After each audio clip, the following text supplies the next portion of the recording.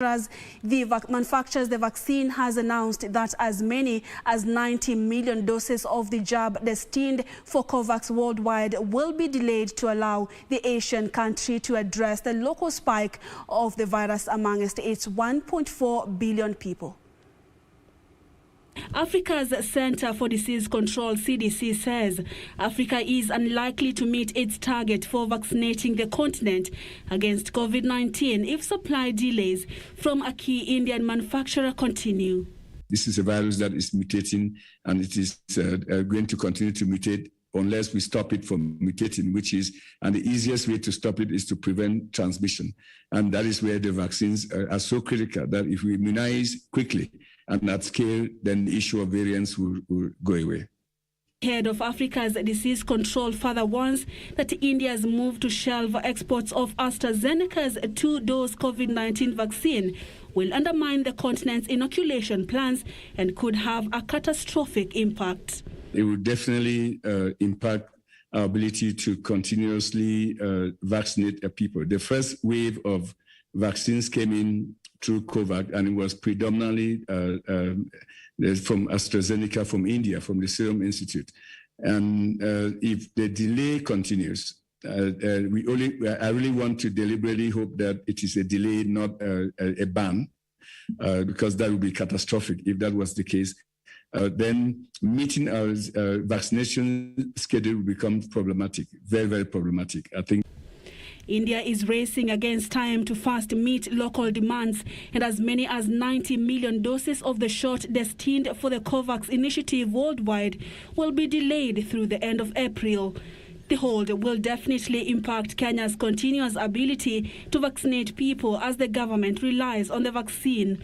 So far, about 196,000 Kenyans have received their first dose of the jab, and counties are already signaling its shortage. Kama madaktari yetu wanaweza kutembea hata kwa maofisi ya chiefs, sana sana mahali wananchi wanapenda kwenda, wakuja wawapokee wawadunge shindano. The country, according to the Ministry of Health, expects another consignment this month. The government assures those who have already taken their first dose of vaccines outside the government deployment plan by this date will receive their dose when due. The first group received the vaccine on the 5th of March and is scheduled for the second jab on the 30th of April. Meanwhile, Kenya is experiencing an acute shortage of antiretroviral ARV drugs, which has hit public hospitals greatly, affecting people living with HIV and AIDS. The Pharmaceutical Society of Kenya, PSK, reveals that persons living with HIV are having to endure reduced doses, with children and unborn babies particularly poised to suffer. On contention is a 90 million shillings tax standoff between Kenya and a U.S. importer of ARVs, USAID. PSK now urges President Uhuru Kenyatta to urgently instruct the Foreign Affairs, Health and Finance Ministries to solve the diplomatic matter between Kenya and USAID. Police in Nairobi County have intensified the enforcement of health safety guidelines to curb the spread of COVID-19 amid concerns of laxity by a section of the public during the Easter holiday. Nairobi Central Business District Operations Commander David Apima says a multi-agency security team deployed in the city has impounded several public service vehicles found defying the government's directive on limiting the number of passengers as a way of preventing the spread of the novel coronavirus.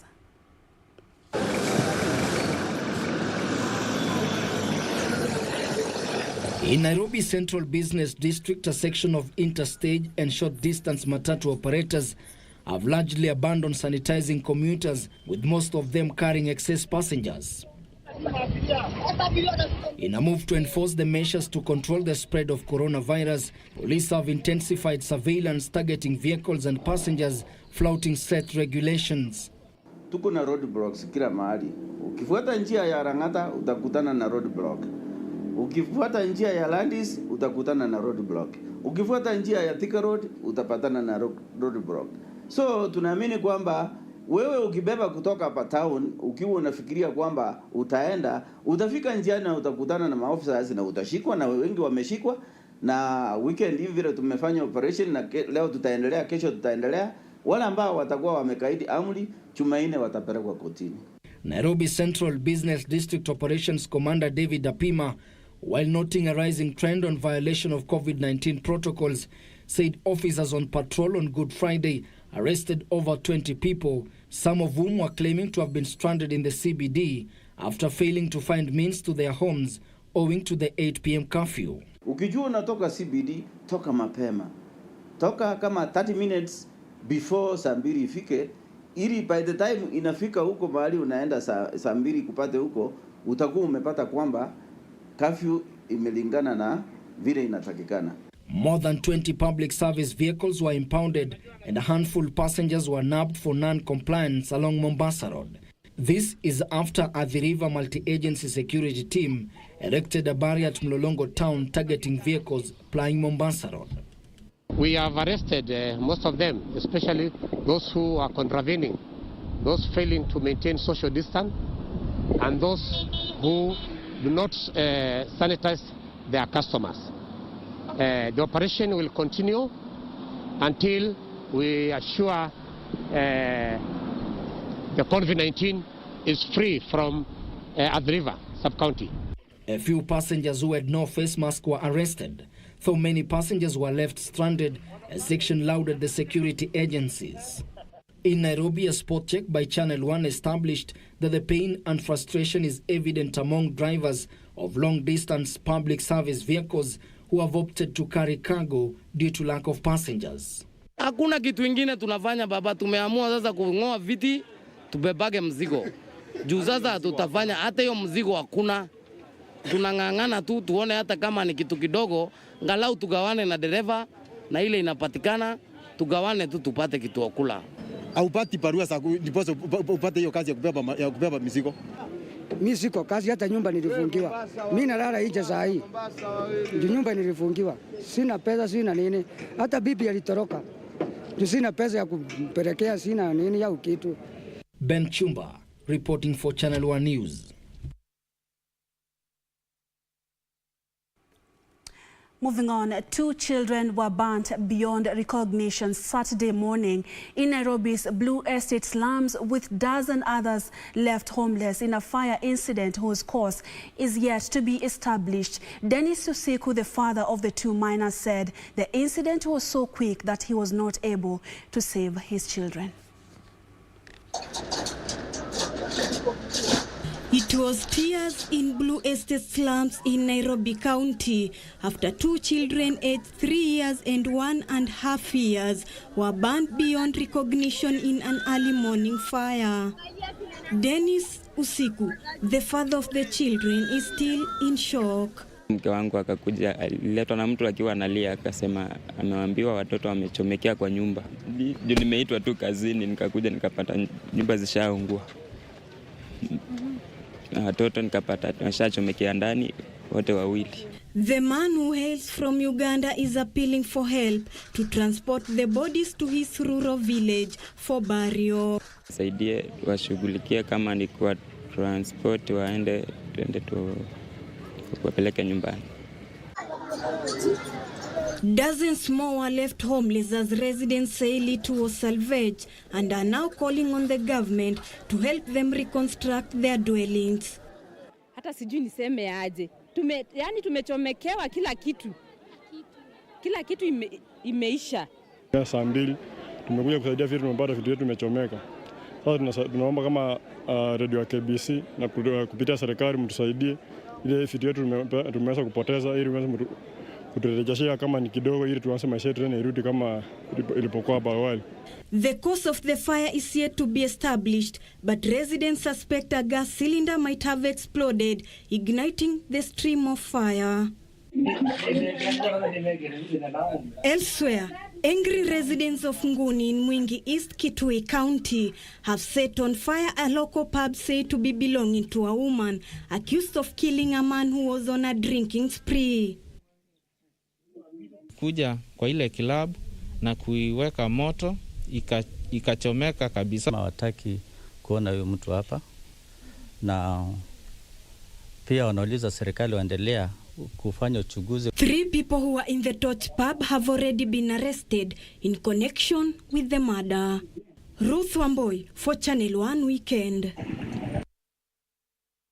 The government of Kenya has secured a $2.34 billion loan and equivalent of 225.9 billion shillings from the International Monetary Fund. National Treasury and Planning Cabinet Secretary Ukur Yatani says the loan is a government initiative to facilitate a 38-month program targeted at supporting Kenya's economic recovery and stability. Yatani also acknowledged the need for adequate resources to manage uncertainties over the evolving nature of COVID-19 pandemic and unsteadiness surrounding supply of vaccines. In the next few days, Kenya is scheduled to receive a total of 33.7 billion shillings and subsequently another 44.2 billion shillings by June 30th, 2021. The funds are part of the 225.9 billion Kenya shillings approved loan from the International Monetary Fund that is spread out over 3 years. Amid the current public outcry over the rising cost of living and public wage bill, the government says the external funding is necessary. In a statement to newsrooms, Ministry of National Treasury and Planning Cabinet Secretary Ukur Yatani termed the move as a government initiative that will facilitate a 38-month economic recovery plan. 4 key areas will be covered in the program, namely scaling up the COVID-19 response in the immediate term targeting the health sector and others most impacted by the pandemic, reducing debt vulnerabilities by pursuing a revenue-driven fiscal consolidation plan in order to stabilize the debt to GDP ratio and ultimately set it on a downward path. Structural and governance reforms while addressing weaknesses in state-owned enterprises with a view to enhancing efficiency in the management for economic and fiscal affairs. And finally, implementing specific measures to strengthen the monetary policy framework and support fiscal stability. The National Treasury further saying additional resource mobilization will be required to sustain interventions such as tax relief measures, additional public spending on health and targeted social programs. After the second disbursement by end of June this year, the balance will be released following reviews of every 6 months. Kamche Menza for Channel 1 News. In other news, the Kenya Revenue Authority has made an improved tax collection, surpassing its monthly collection target for the 4th time in a row. In a statement, KRA says it collected 144.6 billion shillings in March, the highest in the financial year, despite a challenging economic environment due to the coronavirus pandemic. Despite the challenging economic times, the taxman registered 11.2% revenue growth, collecting a surplus of 6.6 billion shillings in March 2021. According to KRA, this was 4th month in a row that it had posted an improved and above target performance since December 2020. The performance being linked to sustained implementation of compliance efforts, revenue enhancement initiatives, and improved service delivery to taxpayers. The agency's Customs and Border Control Department recorded a growth of 47.3% with a revenue collection of 60.751 billion shillings, the second highest monthly collection in its history. This was the highest compared to February, when it collected 51.3 billion shillings, reflecting a growth of 24.9%. Pay as you earn registered 110.7% improvement with collection of 34.595 billion shillings, a surplus of 3.339 billion shillings. The performance bolstered by collection from the public sector, which had a growth of 5.7%. Withholding tax registered revenue growth of 15.4% with the collection of 9.1418 billion shillings and improvement of 106%. Domestic taxes collected 83.39%, an improvement of 91.4% after collecting 83.37 billion shillings. KRA is reminding all taxpayers to file their 2020 annual tax returns in good time. Suleiman Yeri, Channel 1 News. On Twitter, Bobo, we know you're tuned in from Konambaya in Manyata, Gonda, while Job Mukaya tuned in from Mutito, Wandoa, and Iyadi Wanyama, you're also watching Channel 1 News Weekend, and William Mwamburi, you are watching from Watamu. Thank you so much. Time for us to take our first commercial break right here. We still have plenty more to come, including the third part of the series, The Bane of Teenage Pregnancy. Do stay with us.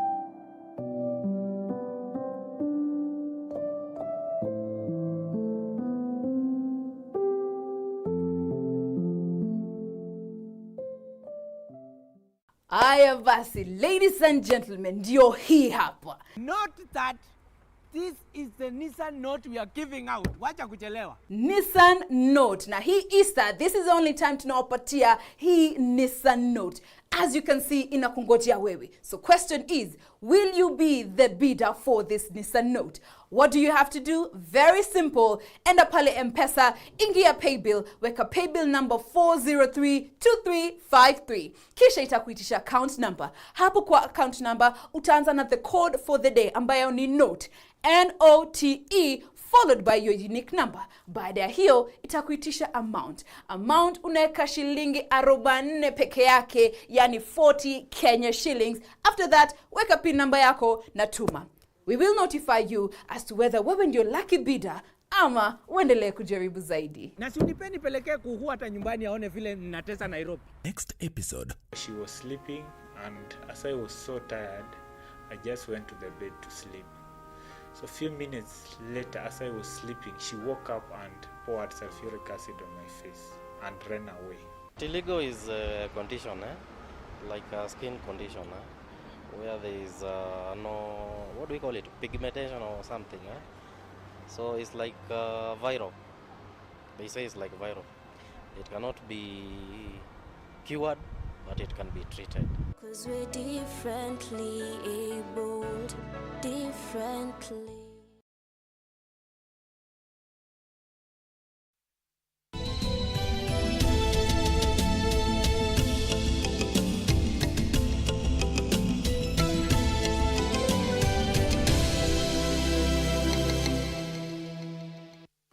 Thank you so much for staying with us. You're watching Channel 1 Weekend. Byron Abuli is our sign language interpreter tonight.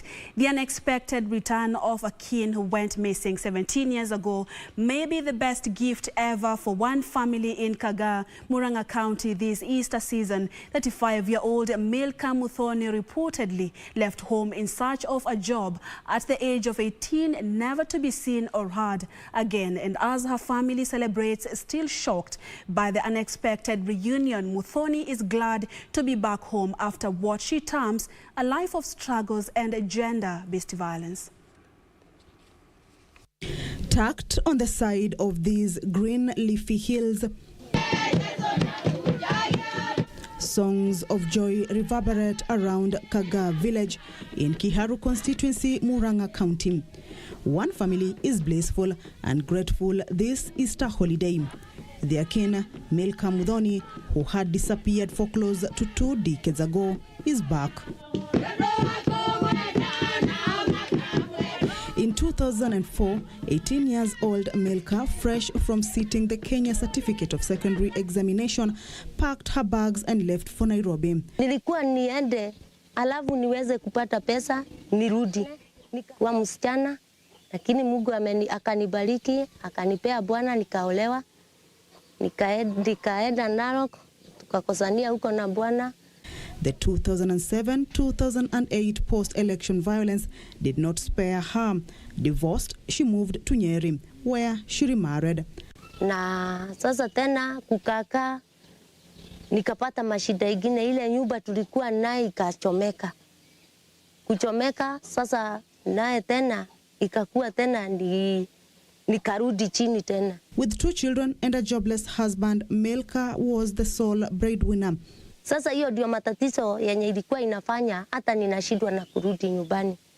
Kwa sababu kama ingekuwa ni mahali ya kutembea mguu ningekuwa nimetembea. But the news of the passing on of her close relatives, among them her father and her brother, was unbearable. She began tracing her ancestral home, and now her return at the age of 35 has brought nothing but joy to her family. Mwenye aliitwa kuniona akatoroka, juu hakuwa ananijua. Sasa mimi nikamuita, nikampebeleza, nikamwambia mimi ndio dada yako yule mkubwa. Chenye niliangalia meno, juu siku mwacha akiwa na kitambaa. Kilio ikaingia ndani ya nyumba kwa sababu ya kuona mgeni. Milka advises families who have lost relatives to keep hope alive. Vile nilienda sikuwa naamini ati mimi naweza rudi hapa. Sikuwa na simu, sikuwa na chochote. Kamchemenza for Channel 1 News.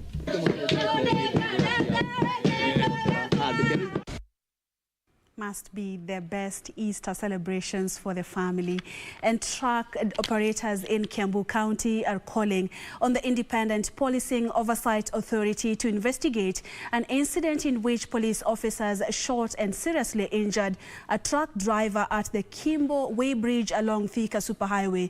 Meanwhile, over 300 persons living with disabilities in Narok County have received Easter goodies courtesy of the Narok Peace Association. Details of these and more in news making headlines in the counties. Irate truck operators in KIAMBU County are threatening to stage a peaceful demonstration and paralyze traffic along Garissa Road. The truckers are grieved over the shooting of a colleague by police officers. The truck drivers want Independent Policing Oversight Authority to investigate the police officer, claiming they know him. Lakini tungeomba kikosi cha IPOA kichukue sheria, maana kwa askari mwenye kumpiga risasi na hata sasa inaongea na nyinyi yuko hapa kwa kazi sasa, na hakuna sheria yote imechukuliwa. Risasi amepigwa kutoka hapa, imetokea hapa, na ni mtu ako na familia, na si hakuna mtu aliibia, hakuna mtu hata mmoja wa mtu ameibia. Ndio tunaomba serikali iingilie kati. Meanwhile, over 300 persons living disabilities in Narok have received Easter goodies courtesy of the Narok Peace Association. The donations include food, soap and face masks. Narok Peace Association Ambassador Joshua Olekaputa urged Kenyans to help the vulnerable during these tough times. And I believe as much as coronavirus has affected the lives of people, we can also impact the lives of people. Elsewhere, Busia County government will spend 21.1 million shillings for rehabilitation of a 24.2-kilometer road under the fuel levy fund across its 7 sub-counties. Speaking at Dadira Primary School in Kingandole Ward, Butula Sub-County, Deputy Governor Moses Mulomi noticed that the contractors have been instructed to use quality maram to rehabilitate the roads. Kwa hivyo tunatumia shilingi 29.1 million kwa kutengeneza hizi mabarabara 24.2 kilometers, na zinaidhinishwa ikiwa ni pamoja na kuweka makalavats, kuweka maram, kuweka compaction, kuweka zile makalavat zote zinazohitajika katika hizi mabarabara. And in Kisii County, efforts to address the increasing number of teenage pregnancies currently experienced in the county in the wake of COVID-19 pandemic have been enhanced as non-governmental organizations embark on sensitizing adolescents. We are trying to integrate COVID-19 messages, STBV messages, to reach out to reach our population, our target population. Finally, in Laikipia County, it was tears of joy after a family was reunited with their daughter who had been born blind and with mild autism and rescued by a well-wisher. The 4-year-old Belen Chikuti, who could not barely walk and talk, returned home a whole different child after undergoing therapy at Sangita Foundation. According to the foundation's executive director, Jacinta Silakan, who is a nurse, the child was born with cataract and mild autism, and since nobody cared to take her to hospital while developing, she couldn't walk like other kids.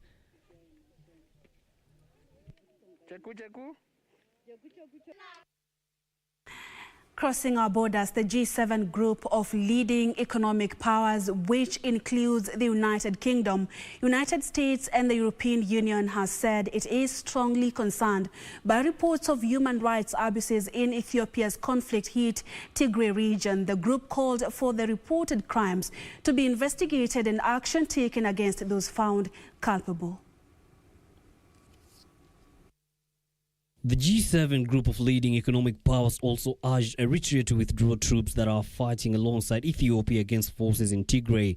Both countries' troops have been accused of numerous rights abuses that include mass killings of civilians, sexual violence, looting and the abuse of refugees. An independent investigation revealed the Ethiopian military carried out a massacre in which at least 15 men were killed. Eritrea has dismissed the accusations, while Ethiopia's prime minister has previously denied that any civilians have been killed. The conflict began in November after the Tigray People's Liberation Front captured military bases in the northern Ethiopian region. Hundreds of civilians have been killed and tens of thousands displaced since the fighting began. Meanwhile, the last ships stranded by the giant container vessel that was stuck in the Suez Canal have now passed through the waterway, clearing the traffic jam caused by the Ever Given vessel. More than 400 vessels were left waiting at either end of the canal when the 400-meter-long vessel became moored across it on the 23rd of March this year. Elsewhere, Italy has imposed a strict 3-day lockdown to try to prevent a surge in COVID-19 cases over Easter. All regions are now in the red zone as the country battles a third wave with about 20,000 new cases daily. Non-essential movement is banned, but people are allowed to have an Easter meal in their homes with 2 others. Churches are also open, but worshippers are being told to attend services within their regions. For the second year, Pope Francis will deliver his Easter message to an empty St. Peter's Square. More than 110,328 people in total have died of the coronavirus in Italy, and there has been 3.6 million confirmed infections. Prosecutors in Taiwan want to arrest a construction site manager whose lorry is suspected of causing a train crash in which at least 50 people died. The lorry slid onto the tracks as the train hit it as it was entering a tunnel on Friday. Rescuers are yet to extract the mangled front carriages inside the tunnel and fear they may find more bodies. The train had been packed with people traveling to celebrate Taiwan's tomb sweeping holiday. Nearly 500 passengers on board may have been standing because the train was so full.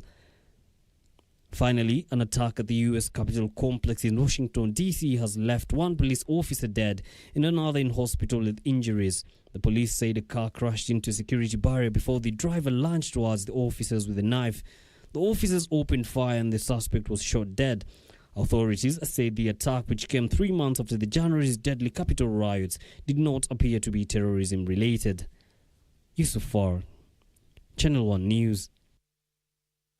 To a special feature tonight, did you know that at some point, the Kenya Demographic and Health Survey indicated that 1 out of every 5 Kenyan girls aged between 15 and 19 years was either pregnant or already a mother? Tonight in the series The Bane of Teenage Pregnancy, Caroline Kamau and Safina Cheng Ouma crunched the teenage pregnancy numbers for us.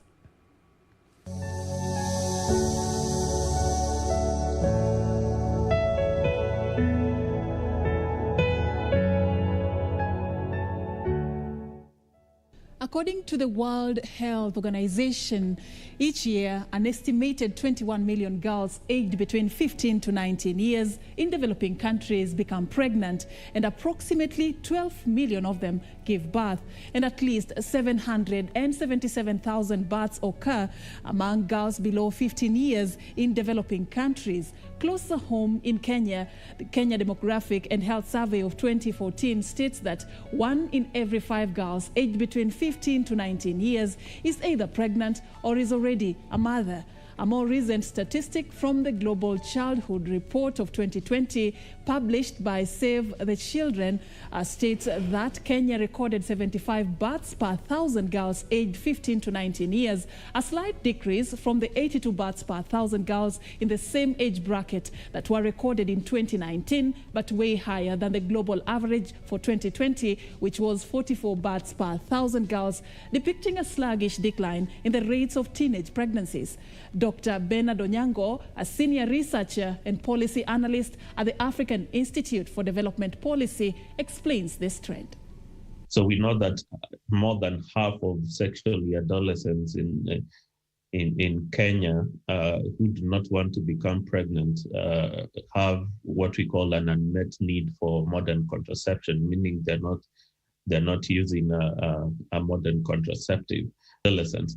But we can't shy away from this being something that we need to address, because up to 80% of all unintended pregnancies. So surveys have shown that up to 80% and even more of all unintended pregnancies in the country is happening amongst adolescents. So these are issues that really need to be addressed. However, despite the fact that teen pregnancies have been a menace in the country over the last few years, the latest data shows the numbers peaked in the month of March after schools were closed over the COVID-19 pandemic.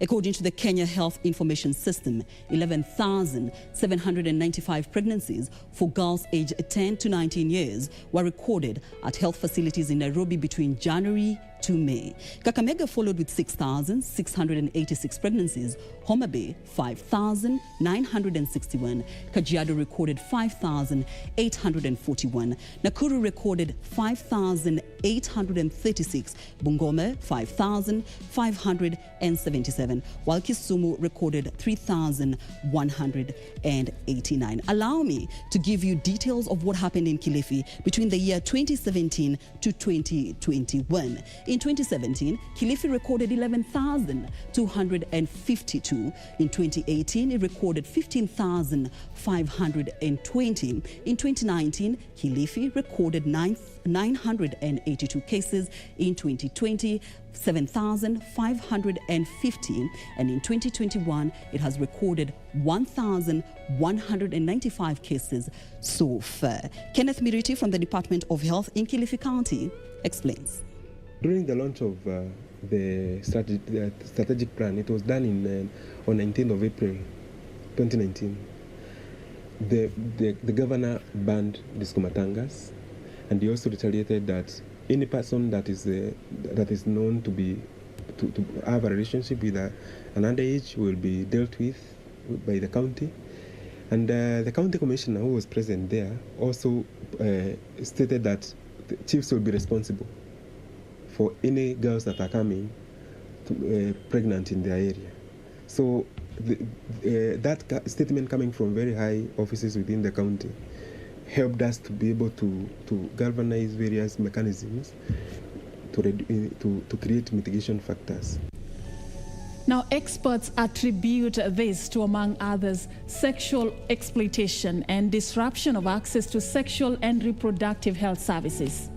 The COVID-19 situation disrupted the supply chain for family planning methods. So for making it a bit more difficult to access than usual, and also hospital services were disrupted. One, there was attention to the COVID. During this period, again, there were concerns that young people who were being exposed to sexual and gender-based violence, including rape, which could also have an effect. And during this COVID season, there were many trucks that were parking along the highway. In fact, like all the way from Malaba, passing through the whole of Bungoma until you get to Kakamega on the highway along the Malaba, Eldoret, Nairobi, Malaba highway. There were trucks all the way parked. So practically in every situation, in every town, there was a truck. And those are the ones which really cost us a lot of that big menace. So many girls got pregnant from those trucks. Now, this group of girls are highly at risk, considering the fact that complications during pregnancy and childbirth are the leading cause of death for girls aged 15 to 19 years. Globally, with babies of adolescent mothers facing a higher risk of low birth weight, preterm delivery, and severe neonatal conditions. They are prone to a lot of infections. Their failure to thrive, because even the enzymes, because now they'll be, maybe if you are not able to afford the NAM milk that is formulated for them, they might be tempted to give anything at home, like cow milk. they don't have the enzyme to digest that. So failure to thrive, they even get a lot of retardation. They might die because of cold, because now most of them are very poor. They come from very poor households. They cannot even get a nice roof or a warm place to take care of these kids. And most of them are delivering in the village. So losing the kids is very high. The other issue is that, they are preventable deaths. We know that when teenagers become pregnant, they're physiologically not really ready. And so the levels of complications in pregnancy and childbirth for them are usually could be higher, and so this leads to preventable deaths in this age group. Moreover, an estimated 5.6 million abortions that occur each year among adolescent girls aged between 15 to 19 years, 3.9 million are unsafe, contributing to the maternal mortality, morbidity, and lasting health problems. What we know is that abortion is actually happening in this age group, but as you know, abortion is not legal in this country. Yes, and so what we are able to see, where we are able to see the effects is in numbers around the post-abortal care. So post-abortion care in services, when these girls have to seek the services in hospital. But that is still, it really underestimates the numbers, because some of them are not getting to the hospital, some of them die before that. But to be, we don't have a very good handle on what the numbers actually look like. Now, numbers don't lie. The rising trajectory of teenage pregnancies is alarming. It is time to act. It is time to save our children. Join us tomorrow for the final part of the special series, The Bane of Teenage Pregnancy, to find out what's the missing link in the puzzle of eradicating the teenage pregnancy menace in the country. I am Safin Achieng Ouma. And I am Caroline Kamau.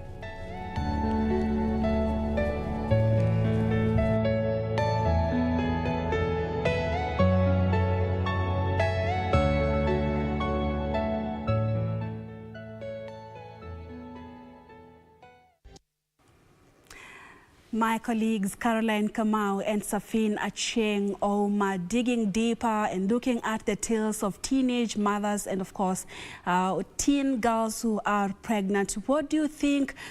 How should this menace actually be addressed? Saying it as it is. Tell us at Purity_Museo and at KBC Channel 1 News. Use the hashtag Channel 1 Weekend. I'll be going through your feedback. Meanwhile, let me see who is watching tonight on Twitter. Paul Mutukumue, you're tuned in to Channel 1 Weekend from Ziwani Kariokol watching. Thank you. And Job Mokaya tuned in from Mutitu.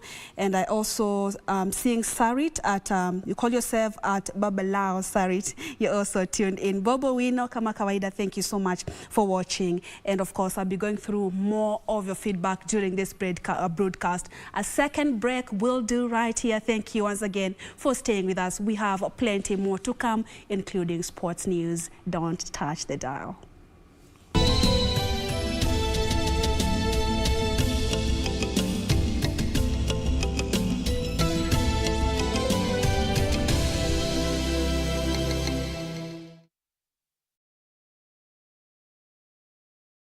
Ili kupata skiza tune hii ya Isaiah 48 kwa simu yako, bonyeza *811 817 hash. Wakati mwingine unaweza kujipata umefinywa pande zote na unaona kama shida yako ni kubwa sana, kama hakuna nguvu ambazo zaweza kuitatua.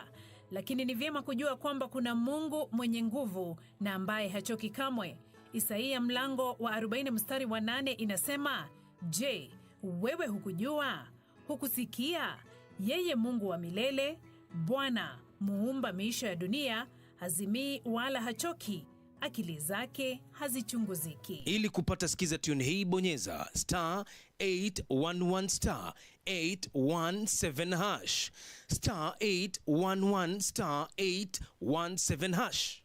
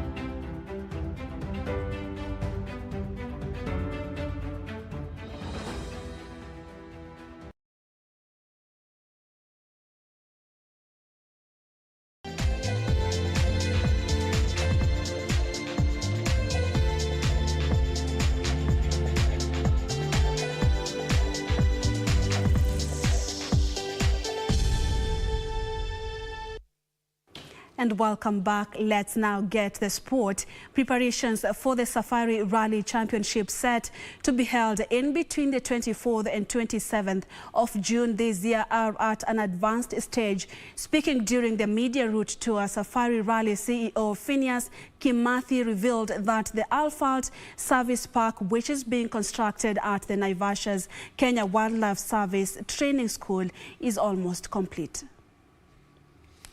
The asphalt area will be the designated zone where World Rally Championship Priority 1, 2 and 3 teams will be servicing their cars, and the contractors are currently working around the clock to complete an ultra-modern presidential pavilion adjacent to the service park area. Kimanthi, who is also the Kenya Motorsports Federation chairman, noted that the service area will transform into a megacity of its kind where WRC teams will carry out bulk of their activities on arrival. The event's return to the Global Arena was initially scheduled for last year but was postponed to 2021 when coronavirus stepped in and set those plans back by 12 months. Safari Super Special Stage will be based at Kasarani Stadium, with the power stage being run at Earls Gate. Among the stages that will be run on Safari include Elementaita, Sleeping Warrior, Loldia, Malewa and Kendong, among others. Daniel Mwendwa for Channel 1 Sports.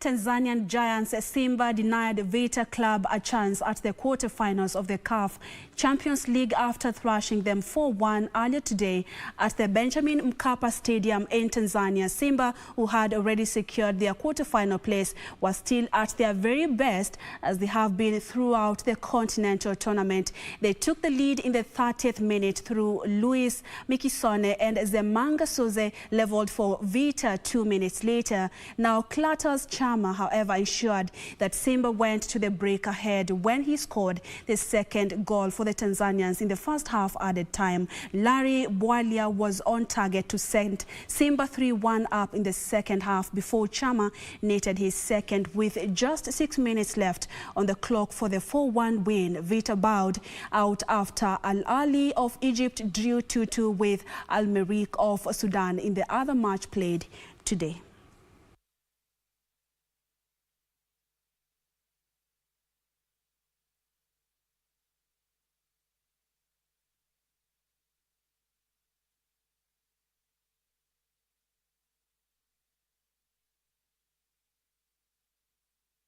Matthews Pereira and Calum Robinson each scored twice as a struggling West Brom overwhelmed 10-man Chelsea 5-2 at Stamford Bridge and emphatically ended their 14-match unbeaten start to Thomas Tuchel's reign at the club. The result moves the 19th placed side to within 7 points of 17th placed Newcastle, and even if they do not manage the improbable and also escape relegation, they will look back on this day with great pride. Here's Alonso off the post. Pulisic on the rebound, and Chelsea have the lead. And it's the American who was quickest off the mark to respond to all of that. Great free kick, and Pulisic picks up the pieces, and Chelsea are 1-up. Back in the end by Townsend. This breaking here for Pereira. Wonderful chance. And West Bromwich Albion are level. Matthias Pereira, cute little lob. And West Bromwich Albion have a lifeline here. Well, was that goal coming? Was in there again, so was Phillips. Is Pereira looking to measure it? He's done just that. 2-1, West Bromwich Albion. An astonishing turnaround here.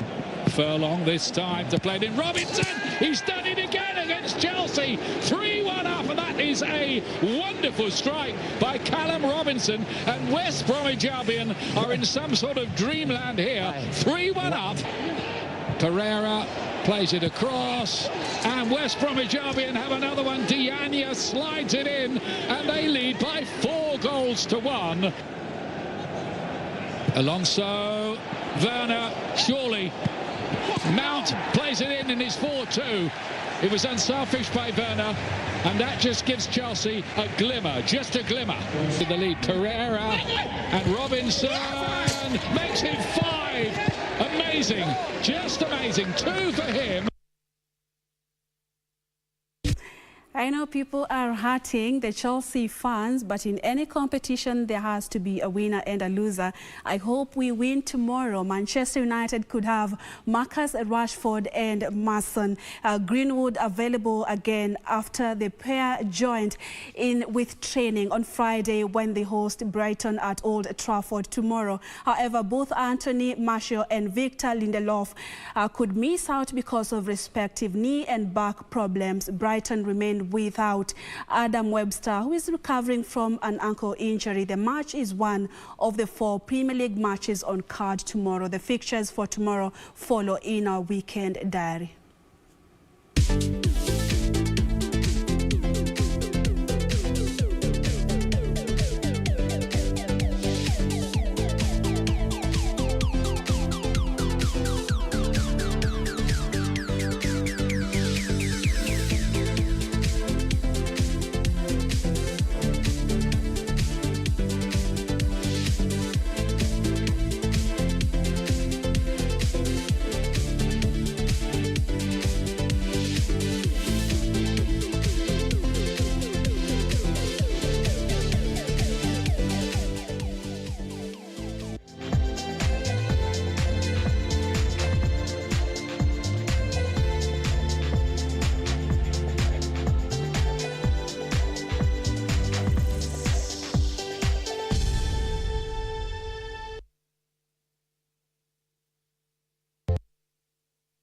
The Weekend Diary brings us to the end of Channel 1 Weekend this Saturday night. Thank you so much for tuning in. Let me take some time and go through your feedback. Karanja Jumbo, that's on Facebook. You're tuned in to Channel 1 Weekend. Thank you so much. Daniel Musemi, you are watching from Nairobi, Ruaraka. Patrick Macau, as always, watching Channel 1 Weekend.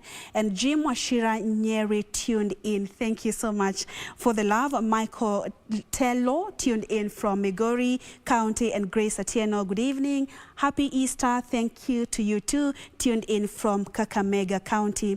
Thomas Ongoto watching from Nairobi County with my family, enjoying Easter weekend. Thank you so much for tuning in with your family. Beatrice Endusa watching from Roiro, and Tom C. Thoya watching from Kilifi County. Thank you so much. And then I'm tuned in from Kitale. That's Ivgal Unique. Thank you for your feedback. Joshua Monguru Ishmael on Facebook still. You're tuned in from Kisii County. I always appreciate. Let me have a look at what you're saying on Twitter. And yeah, I'm so sorry. There's a Chelsea fan who's saying that sijasema poa. Okay, I apologize. Okay.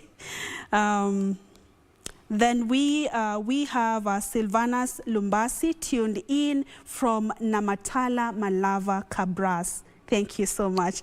Godi Washinyalu live watching Channel 1 News Weekend from, okay, here in Mwitunya Ishihumbu. Thank you so much. Happy Easter holidays to you too, Enoch Manwa. And Silvanas, you're tuned in again from Luvonga. Okay. No, you're saying with Francis Luvonga. Okay, thank you so much. So much of your feedback coming in. Thank you so much. And you're saying kesho mtachapo. Okay. You're referring to Manu. All right. We hope for the best, of course. So thank you so much for your feedback. It's always a great pleasure having your company.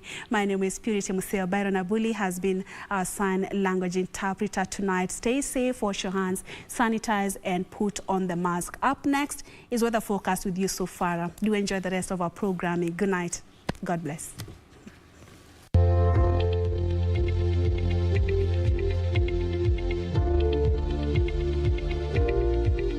A very good evening to you and a warm welcome to Channel 1 Weather Update. My name is Yusuf Farah. Now tonight rainfall is expected in most parts of the country. Strong southeasterly winds of up to 25 knots blowing over the county of Turkana.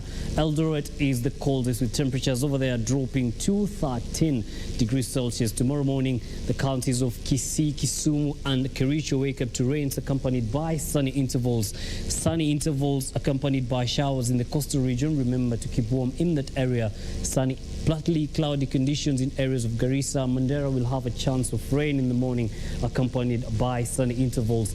In the afternoon, there will be showers accompanied by thunderstorms in areas of Kisumu, Kitale, Kericho, Kakamega and Eldoret.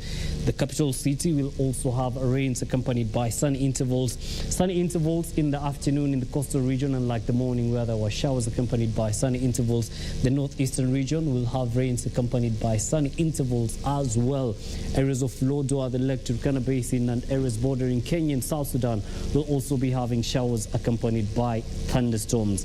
As far as the temperatures are concerned, there will be highs of 37, lows of 27 in Mandera.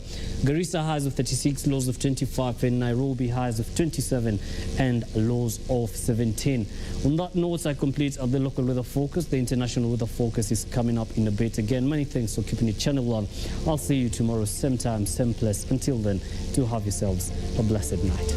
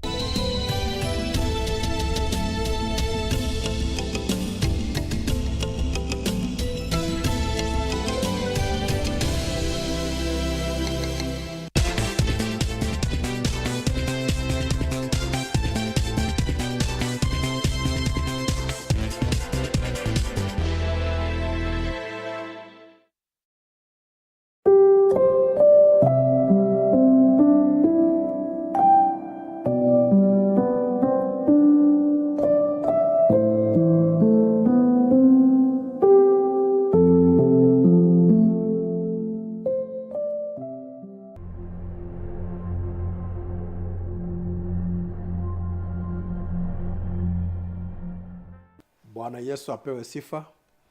Majina yangu ni Francis Maabi, askofu wa kanisa la Evangel